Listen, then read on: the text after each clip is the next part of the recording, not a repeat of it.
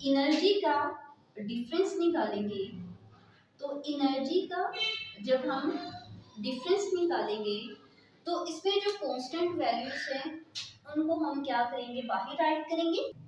Z2 Me4 8 epsilon not square H2। तो यहाँ पे जो वैल्यूज चेंज हो रही है उनको हम क्या करेंगे, ब्रैकेट में राइट करेंगे, जैसा कि 1/n1 2 नेगेटिव 1/n2 n2। तो नेक्स्ट स्टेप हमारे पास क्या आएगा, वेयर z क्या है, इक्वल होगा 1 के, एंड ये जो कांस्टेंट वैल्यू है इसकी जो वैल्यू क्या होगी, कैलकुलेटेड होगी 8 epsilon not square H2। Students किसकी इक्वल होगा, 2.18 मल्टीप्लाई 10⁻⁻18 जोड़। तो यहाँ पे हम राइट करेंगे by putting values of constant.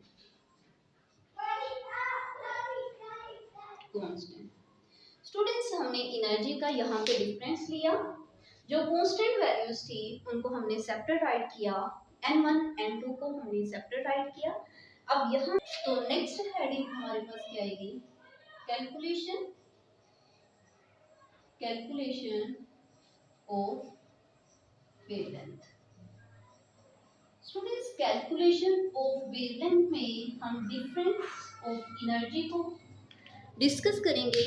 तो डिफरेंस एनर्जी का पीछे हम फॉर्मूला डिस्कस कर चुके हैं, तो डिफरेंस डिस्कस कर चुके हैं कि डिफरेंस इन एनर्जी किसके इक्वल होता है, hv के, जहां पे हमारे पास h क्या है, प्लैंक्स कांस्टेंट है, और v हमारे पास स्टूडेंट्स क्या है, वेवलेंथ। अब यहाँ पे हमारे पास इस वैल्यूज को अगर हम देखें तो डिफरेंस इन एनर्जी की जगह क्या हम ये पुट कर सकते हैं, तो यहाँ पे हम पुट करेंगे hv इक्वल है Z2 Me4 8 epsilon not square H2। तो नेक्स्ट हमारे पास क्या होगा, 1 स्केयर माइनस n2। अब स्टूडेंट्स ये जो h है, इधर ये h इधर यहाँ पे आके मल्टीप्लाई होगा, तो ये h स्केल फॉर्म में था, अब ये क्यू फॉर्म में होगा।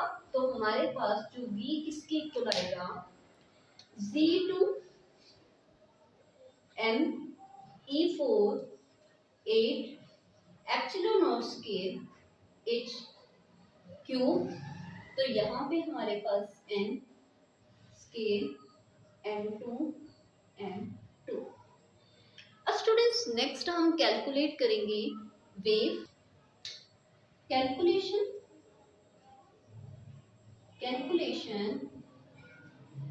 Of wave number.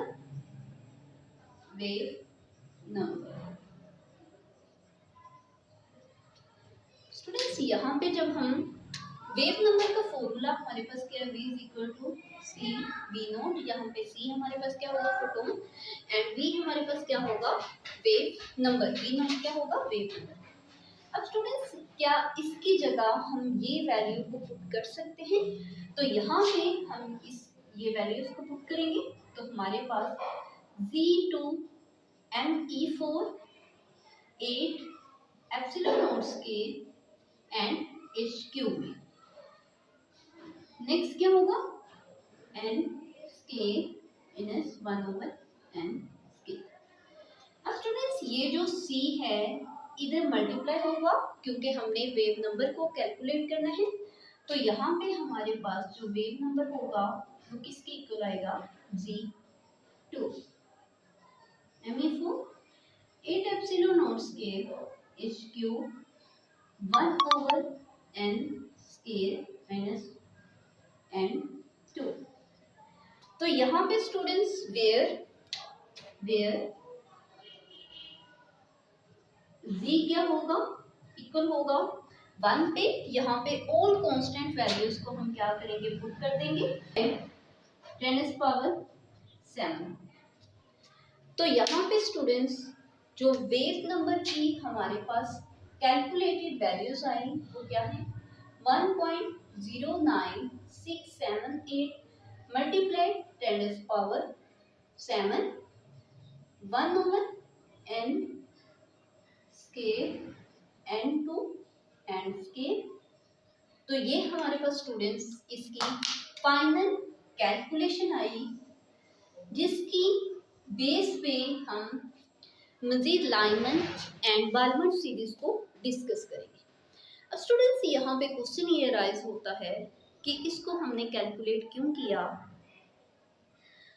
तो इसको कैलकुलेट करने का पर्पस जस्ट यही है कि जब इलेक्ट्रॉन जो है वन ऑर्बिट से दूसरे ऑर्बिट में जाता है तो एनर्जी अब्जॉर्ब और इमिट करने में जो एनर्जी की वेव्स जो क्रिएट होती हैं, जिसको हम क्रस्ट और ट्रफ का नेम देते हैं, वो कितनी होती हैं ये हमें किससे पता चलता है, इस कैलकुलेशन से या इस मेथड से हम उनको कैलकुलेट कर सकते हैं, जो कि हमें किसने दिया, बोहर ने। स्टूडेंट्स ये था आज का हमारा लेक्चर। उम्मीद है आपको अच्छे से लेक्चर क्लियर हुआ होगा। तो मिलते हैं नेक्स्ट लेक्चर में, तब तक के लिए अल्लाह हाफिज़।